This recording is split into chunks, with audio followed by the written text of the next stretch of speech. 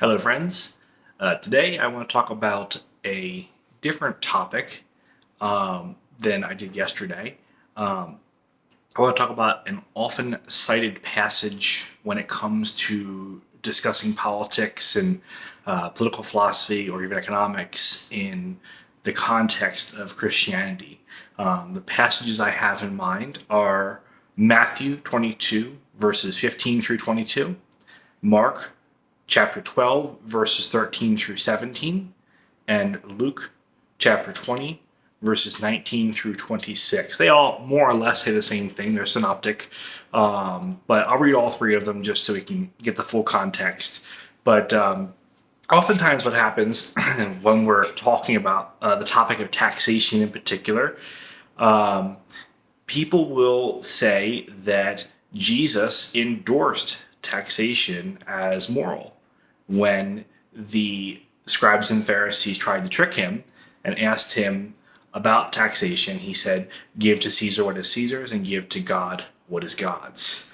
I'm going to read the passages and we're going to see what it says.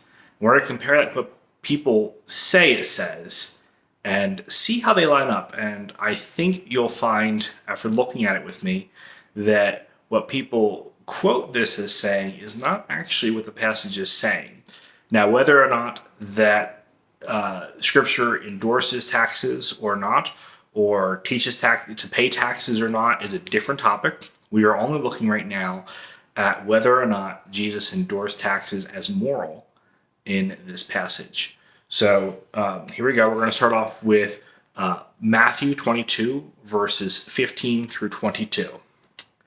Then the Pharisees went and took counsel how to entangle him in his talk. And they sent their disciples to him along with the Herodians, saying, "Teacher, we know that you are true and teach the way of God truthfully and care for no man, for you do not regard the position of men. Tell us then what you think. Is it lawful to pay taxes to Caesar or not?" But Jesus, aware of their malice, said, "Why put me to the test, you hypocrites? Show me the money for the tax." And they brought him a coin.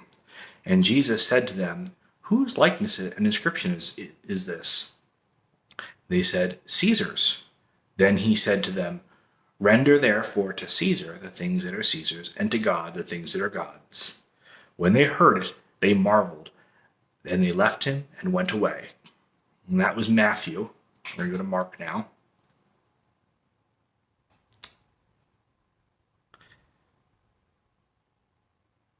So Mark's version reads more or less the same, you'll find. Mark chapter 12, verses 13 through 17, if you want to read along. And they sent to him some of the Pharisees and some of the Herodians to entrap him in his talk. And they came and said to him, "Teacher, we know that you are true and care for no man, for you do not regard the position of men, but truly teach the way of God. Is it lawful to pay taxes to Caesar or not? Should we pay them or should we not?" But knowing their hypocrisy, he said to them, "Why put me to the test? Bring me a coin and let me look at it." And they brought him one. And he said to them, "Whose likeness and inscription is this?" And they said to him, "Caesar's." Jesus said to them, "Render to Caesar the things that are Caesar's, and to God the things that are God's." And they were amazed at him.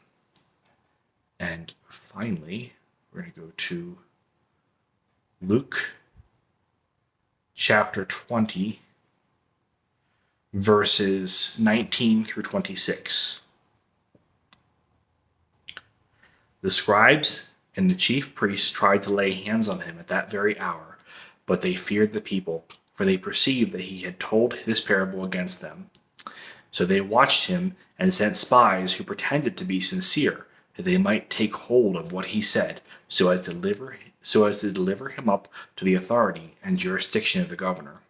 They asked him, "Teacher, we know that you speak and teach rightly, and show no partiality, but truly teach the way of God. Is it lawful for us to give tribute to Caesar or not?" But he perceived their craftiness and said to them, "Show me a coin. Whose likeness and inscription has it?" They said, "Caesar's." He said to them, Then render to Caesar the things that are Caesar's, and to God the things that are God's. And they were not able in the presence of the people to catch him by what he said, but marveling at his answer, they were silent. Okay, so you heard it, all three versions. What people will often say, this passage says, is it lawful for the government to make us pay taxes? And Jesus says, render to Caesar what is Caesar's, and to God what is God's. So the answer is yes.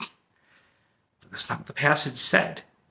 If you look closely, the question wasn't, is it okay for the government to make us pay taxes? The question was, is it lawful for us to pay them? That's a very different question, because there was some question: should they be paying these taxes? Should they be giving tribute to Caesar? Is this even lawful for us to pay them? There's no question here whether or not it's lawful for Caesar to take them. That's not the question being asked. The question being asked is there some moral issue with paying taxes to the Romans?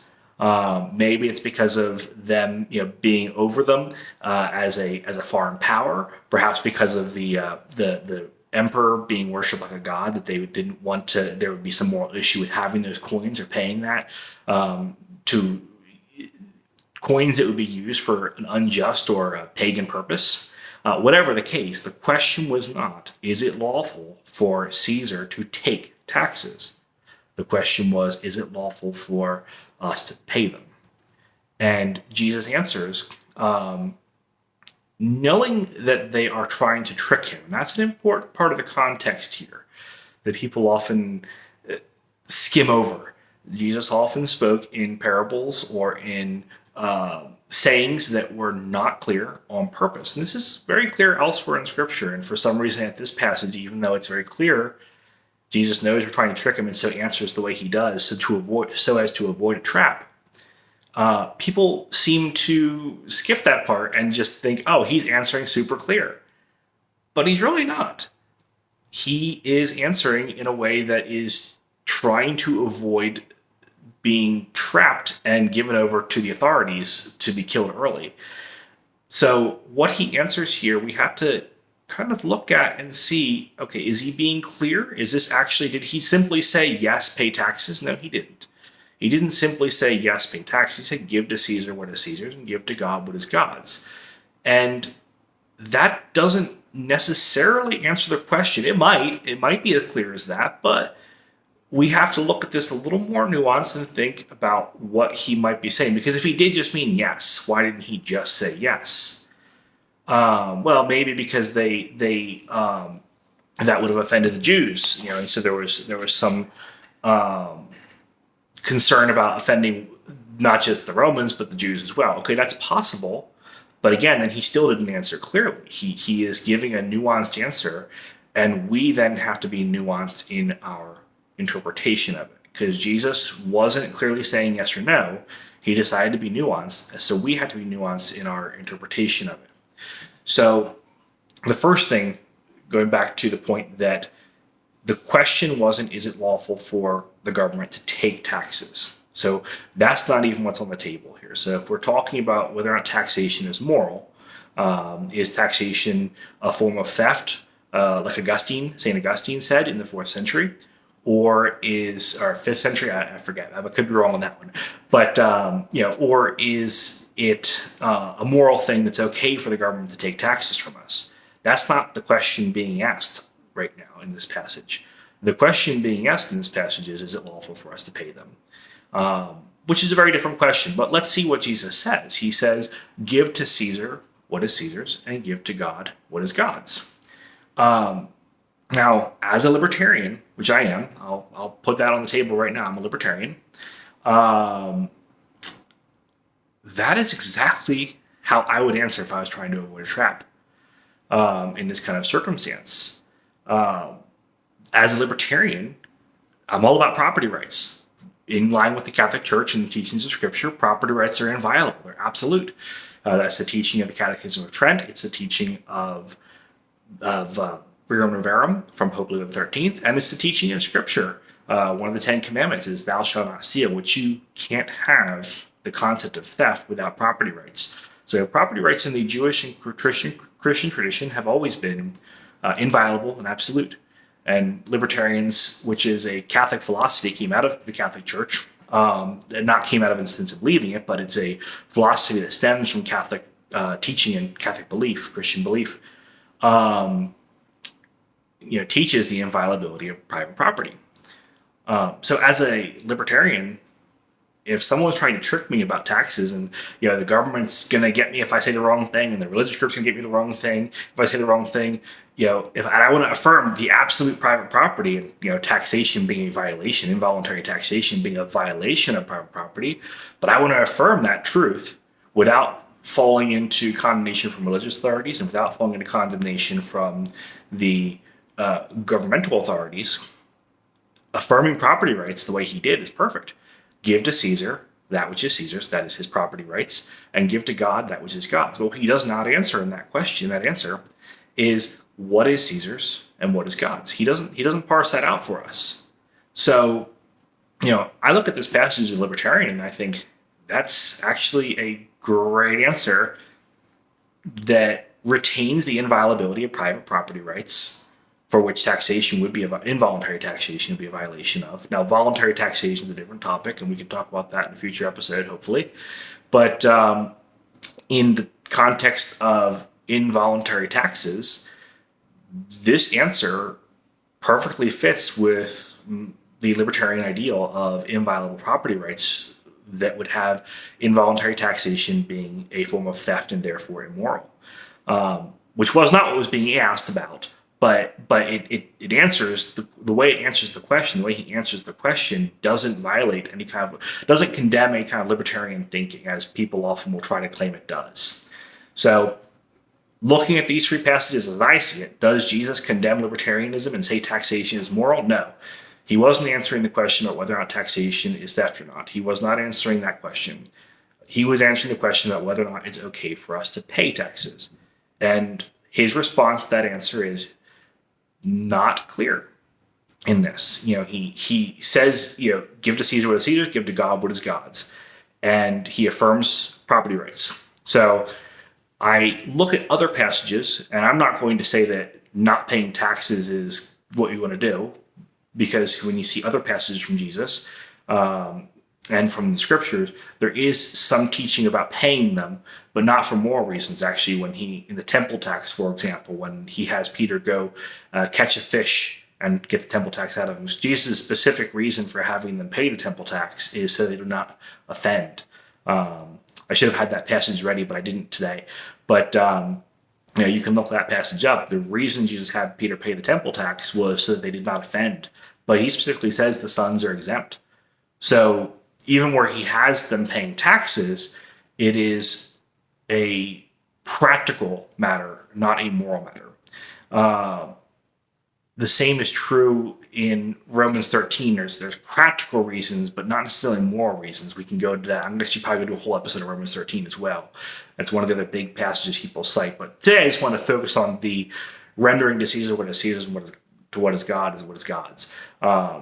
Whether or not we pay taxes is a different question, whether or not it's okay for the government to take them. My general falling on this is that paying them is a practical thing to do, because like just war theory or any other kind of resistance theory of if you can't win, there's no point in resisting. If you get mugged on the side of the road by a gang of robbers and thieves, there's just innumerable, and you can't possibly win fighting back, and they say, give us your money or we'll kill you. Well, of course you give them your money. And as St. Augustine said, the government is basically a group of pirates, not any different than the pirates of the sea that rob people who go through the waters and get unlucky enough to cross their path. Practically we pay them when they ask for taxes, when they try to take taxes, because the alternative is we go to jail or even die if we resist. So yes, Jesus also says, do not resist an evil man, turn the other cheek. These are practical matters. There are moral aspects to those practical matters, but that doesn't mean when he says, do not resist an evil man or turn the other cheek when you get slapped, he's not saying it's okay to slap people.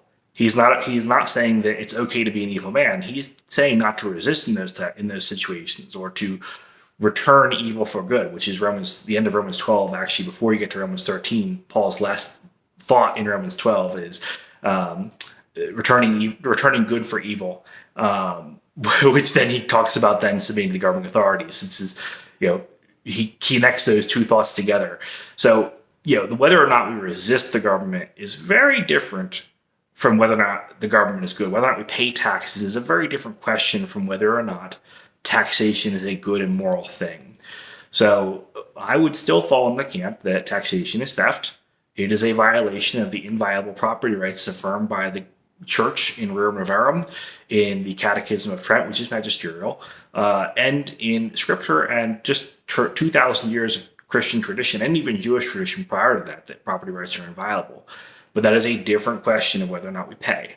And practically speaking, the government is bigger than us, have a lot more guns and power than us, and we don't resist because we got bigger things to deal with. Jesus' kingdom is not of this world, and the ideal is not going to exist in this world necessarily. And so we don't support evil. We don't vote for things that are evil, like more taxes, but we can recognize that taxes are a moral evil that we shouldn't support, and we pay not out of moral duty to pay, but out of a need to practically survive and get through this world without going to jail or dying as a result.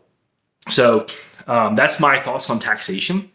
Now, this, as with all my other beliefs, is I would say my logical conclusion from reading church teaching and the scripture and just natural law and moral philosophy.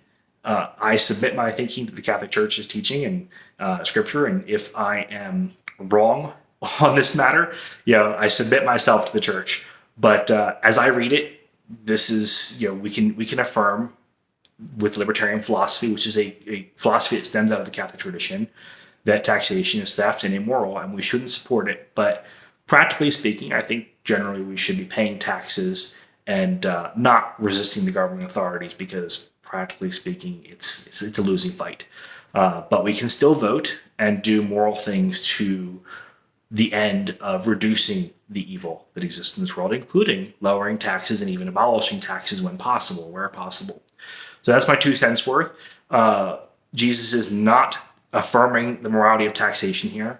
That's very clear when you read the passage in context, and the rest of Scripture in context with his other teachings on taxes, which I'll do a future video hopefully on Romans 13, because I think that's a big one people often cite when you go to Romans 13. That does look a little bit more like Paul was affirming the morality of taxation in the government. And I think that'll take a whole video in itself, so I'm not going to address that today. But I just want to look at Jesus' teaching on this matter today. Did Jesus condemn libertarianism with this passage? And I think it's clear he didn't. The passage is more nuanced than that, and the interpretation that we have needs to be more nuanced than that, because it's just not what he said. And we can't put words in Jesus' mouth. He didn't say that. So hope that helps, and I look forward to seeing y'all again in a future video. Have a good day.